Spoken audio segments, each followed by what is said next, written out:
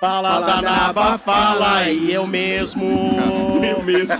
Falo da Naba, falo e eu E mesmo. não esquece o Motinha também. Não, ele está aqui na função É. de jornalismo. Ah, é? Hoje é. Jornalista, como diz o Jornalismo, meu Deus. Vamos lá, ó, vamos dar um destaque aqui, né, Marcão, para a entrevista do Carpini, né? Que foi muitos torcedores falaram que assim, não concordam com as coisas que ele falou, né? Principalmente assim, a parte do. O resultado não é o que queríamos. Foi por detalhes, né? Então, e a equipe estava muito bem. Palavras do Carpini. Hoje, tentamos equilibrar a parte física, técnica e clinicamente do time. Não conseguimos, né? Falou da arbitragem também, que estava insegura, que interferiu. Basicamente, ele quis dizer isso, né? Defendeu o Juan, falou que ele estava fazendo a função dele bem feita, né? E é isso, Marcão.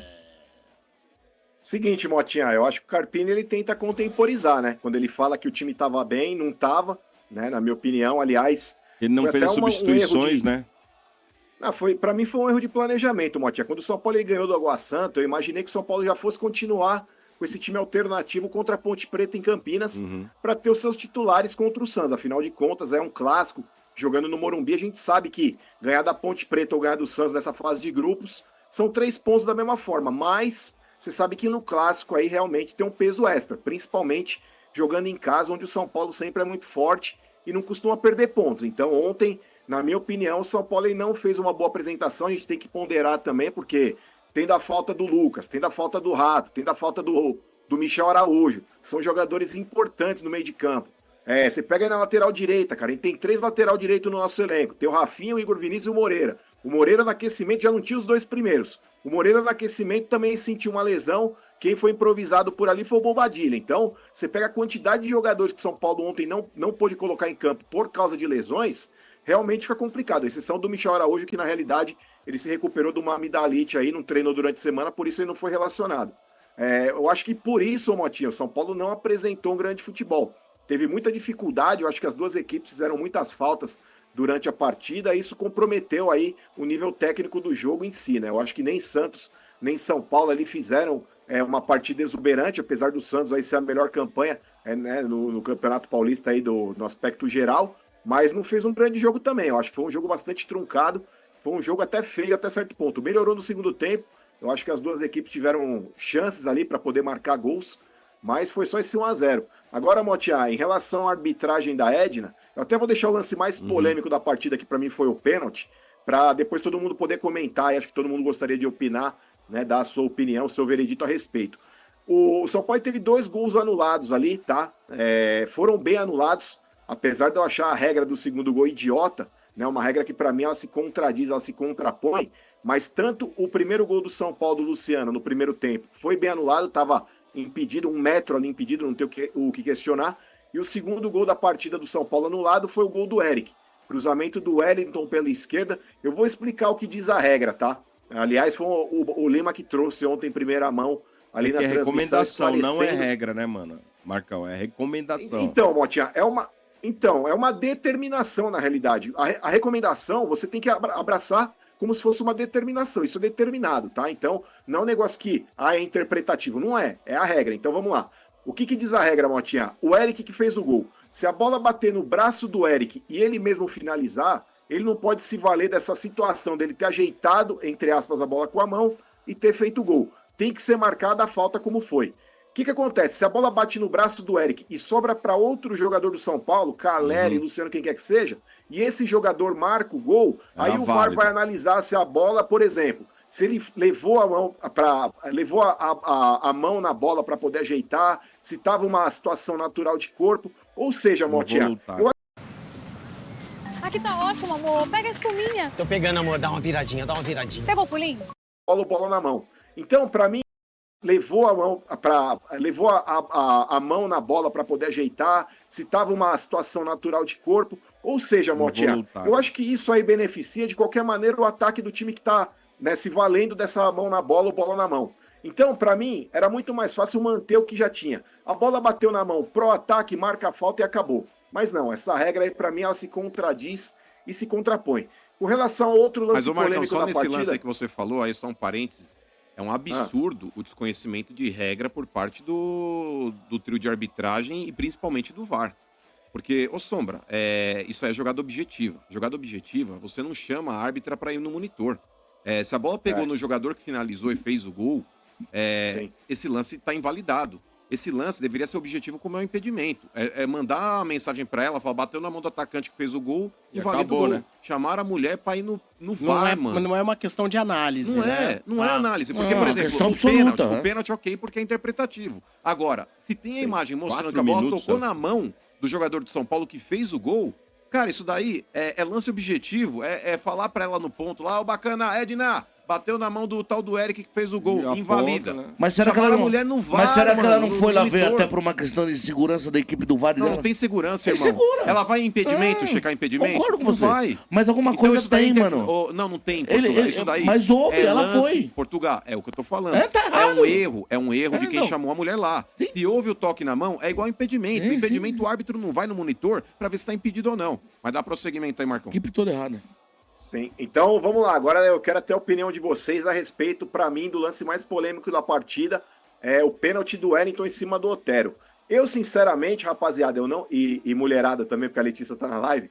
O negócio é o seguinte: eu não marcaria esse pênalti, porque o Wellington ele resvala primeiro na bola, e para mim isso denota que o jogador ele tem primeiro esse contato, ou seja, ele tá numa disputa de bola. Obviamente, o futebol é um jogo de contato, vai haver o contato, os dois jogadores em velocidade, e por isso eu não marcaria o pênalti. Num primeiro momento, a árbitra mandou o jogo seguir, recomendada lá pelo VAR, foi lá rever a situação, e para não ficar aquela saia justa dela falar que, quer saber? Sou a dona da verdade, vou continuar com a minha marcação, não vou dar o pênalti. Foi lá, mostrou que não tem personalidade, e foi lá e abraçou a penalidade. Eu gostaria da opinião de vocês, para mim não foi pênalti.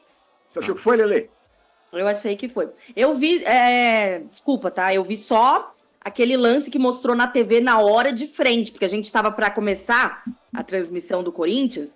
Então, assim, geralmente quando é um lance assim, mais interpretativo, eu gosto de ver outras câmeras, porque às vezes a gente muda de opinião.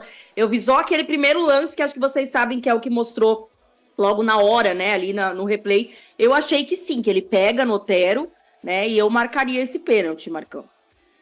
Mas só não sei se tem outra câmera que é que... santista aí, daqui a pouco vai falar também, ele é parte integrante no processo, então talvez ele seja mais parcial para julgar. Mas, sinceramente, ô Marcão, eu discordo que houve toque na bola. Não houve toque na bola. O jogador de São Paulo, ele vai de maneira imprudente, que ele tava vendo que ele ia perder na corrida, e pra mim o Wellington não pega na bola, não. Porque se o Wellington ele pega com o pé ali a ponta da chuteira e manda a bola pra linha de fundo, ok. Eu acho que o lance, ele tava dividindo a bola e o toque acidental depois no Otero tiraria o pênalti. Com relação à Edna, nesse caso, eu acho que o único erro dela, Marcão, foi justamente o fato dela ter demorado muito pra decretar o que tava todo mundo vendo. Pra mim, o Wellington, ele tá perdendo na corrida, ele vai tentar dar um carrinho, ele não consegue acertar a bola e ele pega o Otero. Se ele tivesse dado com aquele bico na bola, mandando pra linha de fundo, jogada de dividida, ok. Mas no lance, o fato dele não ter pegado a bola, ter pegado o jogador do Santos, pra mim é pênalti. Mas acontece, mano, é igual, pra mim, é um pouco diferente, mas no todo é parecido com o que aconteceu com a Portuguesa. Quando o atleta tá dentro da área e ele dá um carrinho dentro da área, ele sabe que ele fica na mão da interpretação do árbitro. Mas porque que interpretação? Então, o árbitro pode interpretar o que ele quiser. Então, mas quando você dá um carrinho, mano, dentro da área, independentemente do carrinho, você tá correndo um risco de sofrer contra você a penalidade. Independentemente, porque você fica na mão de alguém que pode interpretar. Mas o carrinho é sempre uma jogada imprudente. É imprudente. Mas dentro da área, dentro da área, mano, é pior ainda. Não, mas eu não acho. Eu acho que cada lance é um lance. Quer saber o que eu vi? Quando o Otero sentiu que ele tinha que o jogador de São Paulo deu carrinho, ele atrasou o passo pra pegar nele. Fez como o Fagner fez. Qualquer atacante malandro. Ele jogou em cima do Wellington. Qualquer cara que jogou bola na escola, no intervalo, ele retarda o passo. Quando ele vê o cara dando carrinho, o Otero atrasa pra ser pego. E ele é pego. Agora, a câmera de trás pega uma certinho. coisa Pega a bola primeiro ou não, é outra coisa. Não há uma unanimidade sobre o lance. Não há. Isso aí já mostra que mas é você um acha lance que pegou na complicado. Bola? Eu fiquei em dúvida. Pra mim, eu fiquei em dúvida se pegou na bola. A imagem por trás do gol mostra assim a bola não mudando de direção. Mas o Otero busca o cara. No caso ali, eu não tô nem questionando a questão de pegar na bola. Assim, se pegou, não é pênalti. Se não pegou, eu acho que assim, cara, mas o Wellington, ele primeiro fez o carrinho, depois o cara chegou e caiu por cima. Mas, cara, na boa, na minha opinião, ainda falando a respeito, é o seguinte, talvez assim, é que a Edna, pelo histórico dela, né? ela parece que sabe aquele goleiro que chama gol? Ela é a famosa chama a confusão. Para-raio. A arbitragem insegura demais, ela conduz a partida de uma maneira ruim pros dois lados, na verdade. Ela não conduz bem pra ninguém ali, né? Ela picota demais o jogo. Tive até um companheiro que me disse que o próprio Ademir, que estava do lado dele, confessou durante o jogo, assim, ela não está arbitrando muito bem esta partida. Mas teve um São Paulino que reviu o jogo, colocou hoje, todos os minutos que ela parou o jogo. No total então, assim, foi 16 minutos. Isso irrita quem tá jogando. Então é o seguinte, ela também talvez tenha um ar meio prepotente, como muitos outros árbitros têm. É que hoje o duro da gente falar de uma árbitra é que lá vem a turma da lacração já dizer, é porque é mulher. Quantas vezes não perdemos programas inteiros aqui falando de homens árbitros? Márcio Rezende, Simon... Heber Roberto Lopes. Heber Roberto Lopes. É o maior que a gente falou. Essa figura esplendorosa. Sandro Meira Hit. Paulo César de Oliveira. Oliveira Family. Oliveira Family. Nós falamos ontem da Family Oliveira aqui. Se me questionarem, ela é uma boa árbitra? Não, não é. Dá pra comparar o grau e o nível de arbitragem do Klaus, por exemplo, com ela? Não, não dá, né? Ou seja, ela está distante de ser uma boa árbitra. Só que tem a Neuza Inês Bach, que é a melhor bandeirinha do Brasil, a gente não fica falando todo dia aqui. Isso, mas tudo bem, graças a Deus a gente não tem aí uma maioria de lacradores, talvez seja uma coisa bem rara aqui. Bem restrita. Agora, pior do que a Edna e o jeito que ela conduz, pior, é o próprio São Paulo. O próprio São Paulo. Cara, a realidade e o que eu tô falando e o que eu vou falar, entendam, é diferente de dizer que o cara não serve. Por exemplo, ontem, infelizmente, o resultado que se viu daquilo que se pensava de jogo do São Paulo foi um São Paulo que perdeu o meio de campo, um São Paulo que não conseguia trocar passes, um São Paulo muito diferente daquele que a gente está acostumado. O São Paulo que vinha de Dorival e que a gente viu jogando contra o Corinthians, por exemplo, que a gente já tinha visto no Campeonato Paulista, é o São Paulo que tem a bola, troca passes. É um São Paulo que roda a bola, procura, né? E ontem o São Paulo, ele foi um nada. O São Paulo ontem, tudo bem, a gente pode até aqui dialogar. Olha, por que aconteceu isso? N causas. Mas o que a gente viu em campo é um São Paulo que perdeu o meio de campo, um cara que ontem jogou como disse que jogava no Banfield como segundo volante, que foi o Galopo, fez uma partida tenebrosa, foi um horror. Ontem no meio de campo do São Paulo só teve um jogador que, a meu ver, ele fez uma boa participação, que era o Alisson. Dinâmico, vai, volta, procura. Mas o Alisson também, coitado, o que ele pode fazer? Luciano perdido em campo, não sabia, na função de um 10 e de armador, ele não sabia como chegar e organizar a equipe. O Galopo, sinceramente, assim, eu repito, eu não tenho ainda uma opinião formada sobre o Galopo, como eu disse ontem, que todas as vezes que eu vi o Galopo jogar, ou ele estava na ponta, ele foi jogar de centroavante. Ontem, jogou, como dizem, se jogava lá no Banfield. Foi um horror. Ele é lento, ele não tem a menor condição de fazer a função de segundo volante. E fazer o vai e vem ali como segundo volante, desculpa. A menor condição atlética, física, não vou nem questionar a questão técnica. Para mim, o Galopo, entendam, ele tá muito mais próximo de ser um Rames do que ser um Alisson, fisicamente falando. Para mim, o Galopo, a única posição que ele me parece ser mais produtivo é quando ele joga lá encostado no centroavante, na meia-lua ali, próximo do atacante, sem muitas funções de marcação. Mas talvez isso aí futuramente chegue-se a uma conclusão. Agora, como eu vou cobrar do Carpini, porque, sinceramente, ontem, depois do jogo, uma minoria, e vou dizer porque é minoria, mas uma minoria barulhenta, chegou e já pediu a cabeça do Carpini. E vou dizer porque é minoria, porque eu fiz aqui uma enquete no meu perfil, que é basicamente exponencialmente de São Paulinos. 80% ontem não se manifestou contra o Carpini, mas teve 20% ali que, sabe? Eu vi uma cobrança grande. Fez barulho, né? Fez barulho, pegou pesado. Professor não sei se eles Pardal estavam adormecidos só esperando uma sequência ruim, mas vieram pra cima. Agora, vamos levar em conta o seguinte. Pô, o cara perdeu o Moreira no vestiário. Sim. Era o Bobadilha pra fazer a função que era pra fazer o Moreira. o Galopo.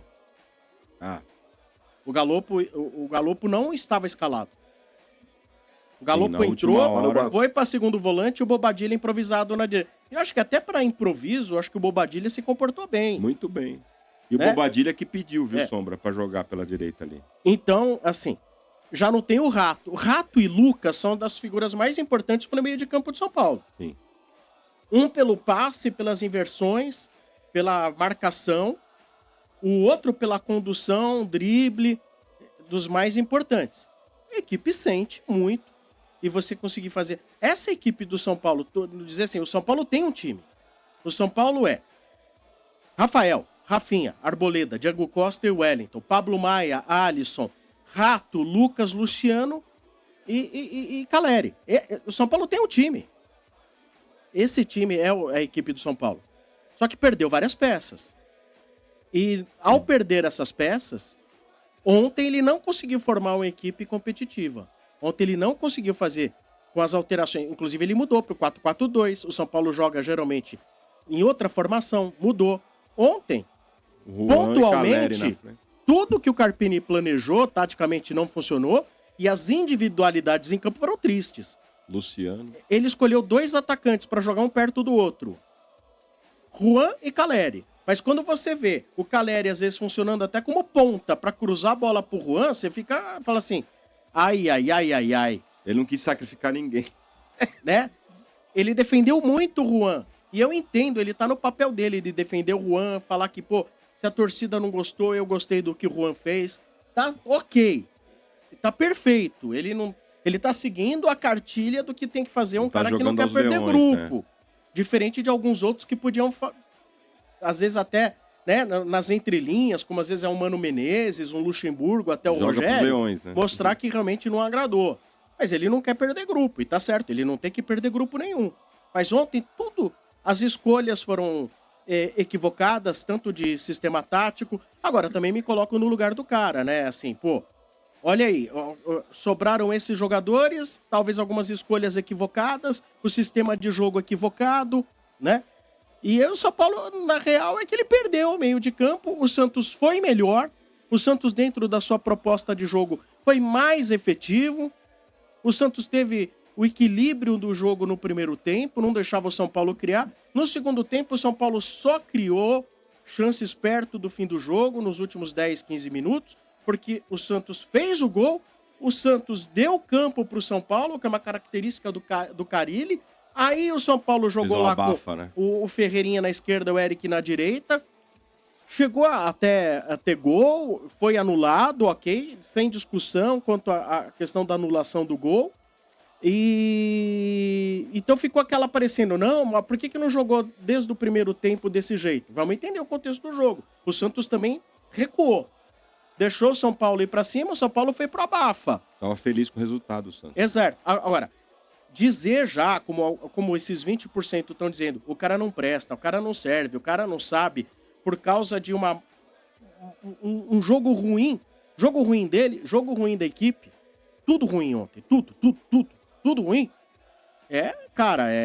Não sei, mas eu acho que assim, é uma precipitação muito grande das pessoas. 8º jogo, velho. Hã? 8º jogo. O problema é o cara entrar em parafuso, porque o negócio é o seguinte, errar no Água Santa... Essa é a questão. Não tem pressão, irmão. Errar no São Paulo, aí tem esses 20% hoje, que podem se tornar 40% amanhã, e depois 60%. Exato. Ô, Mano, exato. Ô, Sombra, permita-me discordar de você, só a respeito do que você falou, a respeito da formação tática inicial. Eu acho que o Carpini ele não mudou o esquema tático, não. Eu acho que a crítica de muitos torcedores, inclusive, foi por ele ter escalado jogadores que não rendem por ali. Não, mas ele disse que mudou. Mas ele falou que mudou. Ele falou, eu mudei. Não, e eu vi olha isso. a frase dele, Marcão, então, peraí. Olha lá, temos que ter variações táticas. São muitos jogos, não podemos ficar presos a um sistema. Não, né? e ele disse que ele disse, montou para ter 2 O negócio atacantes. é o seguinte, ou eu tô ficando louco, porque assim, ó, 4-4-2, pra mim, né? eu vi o Galopo jogando, pra mim ele jogou no 4-2-3-1, com Pablo Maia e Alisson como volantes, Galopo aberto pela esquerda, o Juan aberto pela direita, Luciano centralizado e o Caleri lá. 4-4-2, Marcos. Marcão do céu, não foi isso não, cara. Opa, então vamos lá, se vocês 4-4-2. quiserem aqui, mostro pra vocês aqui aplicar. Inclusive, eu falei, porra, acho que vi o jogo ele errado. Falou na entrevista que deixou os dois atacantes. Mas, Motinha, ele pode falar o que ele quiser. Ele falou que o Juan foi bem no jogo. Ele falou que o São Paulo jogou bem. Não, mas ele tudo bem. Ele falou o que ele quiser. Mas taticamente ele falou isso, jogo, Marcos. Mas eu aí não tem que entender a situação. Mas, ô Marcão, independente do que ele falou, o que eu vi foi um 4-4-2. O Maia mais Tava recuado, claro isso, o né? Alisson sendo o segundo volante pela direita, o Galopo pela esquerda, o Luciano atrás dos dois atacantes. É um 4-4-2 típico. Então, mas aí tem muita variação, Sombra. Você pode falar de quadrado no 4-4-2. O 4-4-2 pode ser um 4-2-3-1 também. Tudo é uma questão de variação. Eu vi o Galopo jogando aberto pela esquerda, Sombra, e por ali o Galopo não rende. O Juan, aberto pela direita ali também, em determinadas situações, também não rende. O que o torcedor que fica crítico em determinadas situações ali, Sombra, é o seguinte. Por exemplo, ele poderia ter escalado o Eric aberto pela direita, o Ferreirinha, que ontem entrou, fez uma fumaça no segundo tempo. Eu que sou muito crítico do futebol do Ferreirinha, até agora, pra mim, ele não mostrou a que veio, mas ontem ele foi bem. Foi um dos melhores jogadores do São Paulo, inclusive. Então o torcedor ele fica se perguntando... Um dos melhores, um dos poucos, né? Exato, só que assim, Sombra, o torcedor que é crítico, ou de repente está criticando o Carpini por esse jogo de ontem, ele fala assim, pô, já que contratou o Eric, contratou o Ferreirinha, por que não mantém o mesmo esquema tático e abre os caras, um pela esquerda, por exemplo, o Ferreirinha, e o Eric pela direita? Então, agora é que começa... O Galopo e o Juan, meu querido. Tirar quem? O Galopo e o Juan. O Galopo jogando aberto pela esquerda, você já não tiraria o Luciano? Foi muito mal. Motinha, o negócio é o seguinte, pra mim o Galopo, ele é reserva do Luciano. Os dois vão brigar por essa posição, jogando centralizado como armador do time. Quando você joga o Galopo pelo lado do campo, gente, o Galopo ele não tem drible, o Galopo ele não tem velocidade. Você entendeu? Você perde a característica principal dele, que é o arremate de fora da área e o passe pra, de repente, o centroavante fazer o gol. Pra mim, o Carpini ele se equivoca em alguns aspectos de escalação aí também, viu, Sombra? Eu tô bem assustado com o Galopo. Como eu disse, ainda não tenho opinião formada, porque eu não consigo ver ele jogar na única posição que eu acho que ele pode jogar. Mas tô bem assustado, viu? Tô bem assustado.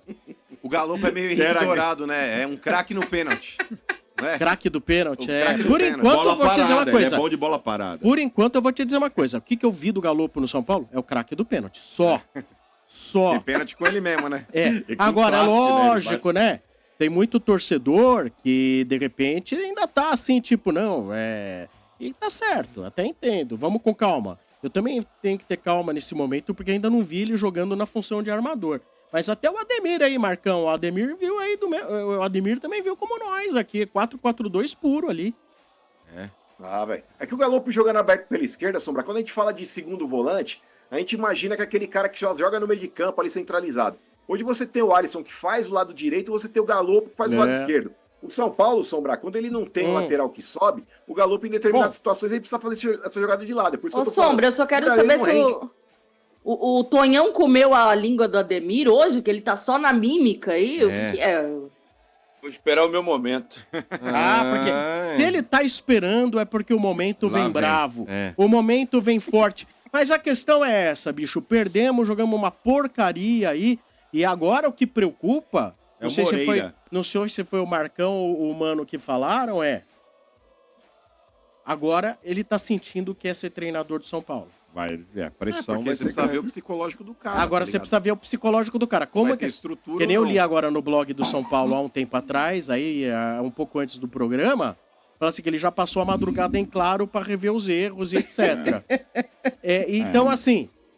bicho. É complicado, cara. Agora que a gente. Que porque entra. Foi uma lua de mel, né? Entrou, foi lá, acabou com o tabu, ganhou o título e tal. Todo mundo agora que entram as questões, né? Quantos 39 anos e a curta carreira são capazes de segurar essa bronca? Mentalmente, só o futuro né, vai dizer. Mas assim, eu acho que o trapezista é melhor quando tem rede embaixo. E graças a Deus deu tempo dele colocar a rede dele embaixo, que foi o título, a quebra do tabu. Dá um pouquinho de crédito. Portugal. Um pouquinho. Portugal. Acho que talvez ele faça melhor por isso. Posso falar uma coisa?